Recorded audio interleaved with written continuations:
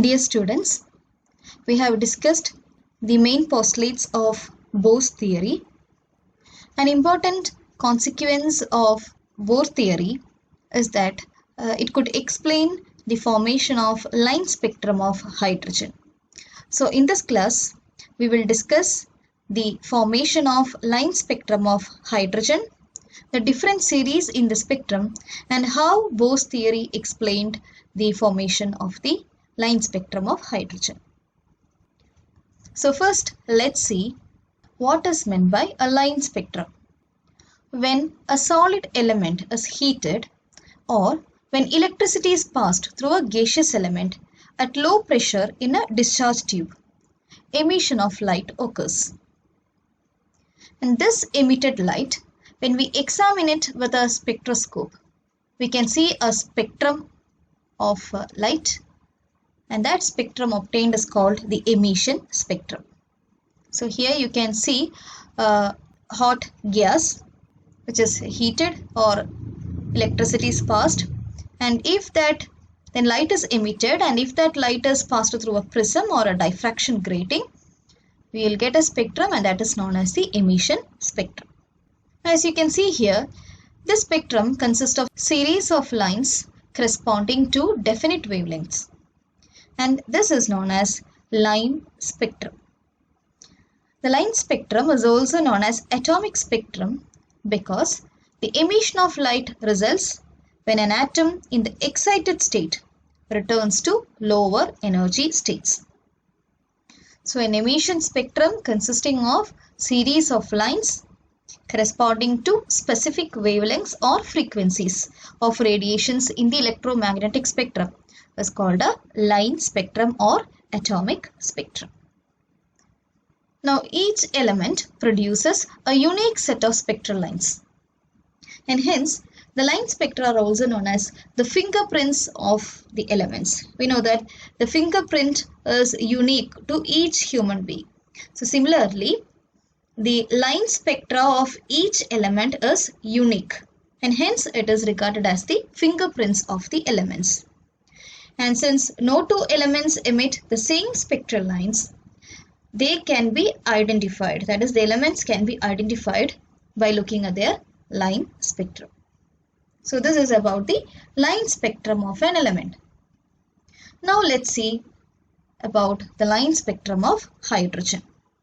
When hydrogen gas at a low pressure is taken in a discharge tube, and when we pass electric current, then light is emitted, and when this emitted light is examined with a spectroscope, then the spectrum obtained is called the emission spectrum of hydrogen. Now these are the different series of lines in the hydrogen spectrum. So here you can see a photograph. This is a hydrogen discharge tube, and on the right side you can see three lines, and these are the most easily seen lines in the visible part of the spectrum. Not just three lines, but there are also different lines in the hydrogen spectrum.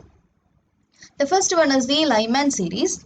Now this occurs when the electron in the higher levels return back to the ground level, that is n is equal to 1 level. N represents the energy levels. The value of n represents the energy levels. So when the electrons in the higher levels are returning back to n is equal to 1 level, that results in a series of lines called the Lyman series. And each of these series is named after its discoverer. Okay. The wavelength or the frequencies of the Lyman series correspond to the ultraviolet region of the electromagnetic spectrum. The next one is the Balmer series. So when the electrons in the higher levels, when they return back to the next level, that is n is equal to 2 level, this will result in a series of lines known as the Balmer series, and this corresponds to the visible region of the electromagnetic spectrum. Balmer series can be seen with our naked eye because that corresponds to the visible region, and these lines are seen here, these three lines. Okay. Now next is the Paschen series, and this occurs when the electron returns back to n is equal to 3 level. And if it is returning back to n is equal to 4, then it is a Brackett series. And if the electrons are returning back to n is equal to 5, it is called the Pfund series. And these three series of lines correspond to the infrared region of the electromagnetic spectrum. So the lines in the UV region and infrared region cannot be seen with our naked eye. Only we can see the Balmer series which corresponds to the wavelength of radiation in the visible region. The wave number, which is the inverse of wavelength corresponding to any line in a series, is given by the Rydberg formula, which is named after the Swedish physicist Johannes Rydberg. He came up with a formula to calculate the wave number corresponding to any of the lines, that is either Lyman, Balmer, etc. And that is given by nu bar, which is the wave number, is equal to 1 by lambda, where lambda is the wavelength.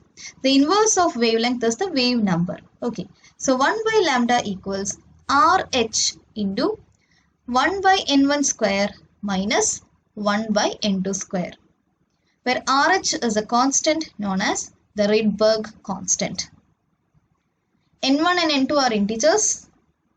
N1 represents the lower energy level and N2 represents the higher energy level. So that means N2 has to be greater than N1. Okay. So this formula, that is the Rydberg formula, is used for calculating the wave number. So from the wave number is 1 by lambda. So from the wave number we can calculate the wavelength of the corresponding line.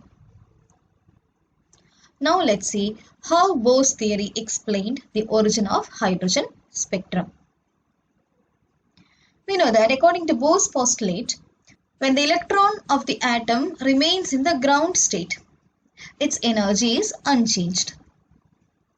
And when the atom absorbs energy, the electron moves from the ground state to an excited state or to a higher orbit, that is farther away.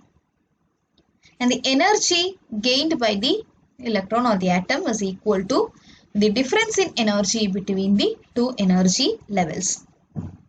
Here you can see an electron absorbing energy h nu, and it is excited to the higher level.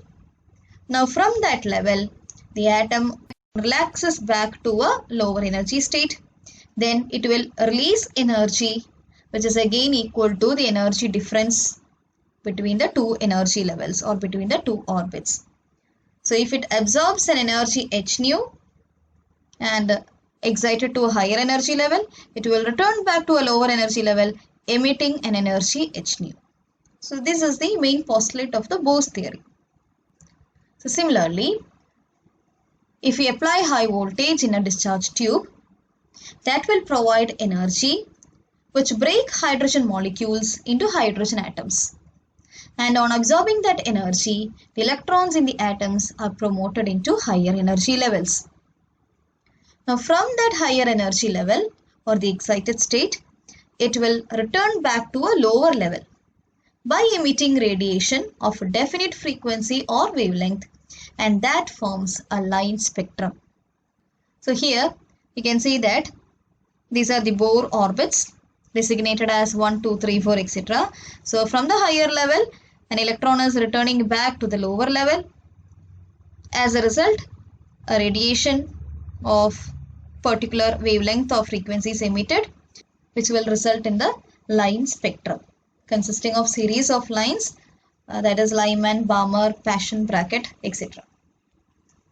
We know that there are a large number of atoms in a sample of hydrogen. So that means several different sets of transitions can occur, and each set of similar transitions corresponding to a definite frequency creates a large number of lines in the spectrum. So these are the different series of lines we have seen earlier. So for the Lyman series to occur, the electron in the higher energy levels will return back to n is equal to 1 level, that is a ground level. Then Lyman series will result. And for the Balmer series to occur, the electrons in the higher level will be returning back to n is equal to 2 level. Similarly, followed by Paschen series for n1 equal to 3, bracket series n1 equals 4, and for Pfund series n1 equals 5. Now let's do one numerical problem. Calculate the wavelength of the spectral line obtained in the Lyman series if the electron in the hydrogen atom has been excited to the third energy level. So you have to calculate the wavelength of the line obtained in the Lyman series. Now this is calculated using the Rydberg formula. We know that the Rydberg formula is wave number nu bar equals 1 by lambda, which is equal to RH into 1 by n1 square minus 1 by n2 square. RH is a Rydberg constant and its value is 1.097 into 10 raised to 7 meter inverse. Now in the question, it is given as the line obtained in the Lyman series. So to get Lyman series, N1 will be equal to 1. And the electron is returning back from the third energy level. That is N2 is equal to 3. Now we have to find out the wavelength, that is lambda. So using the Rydberg formula, find out 1 by lambda.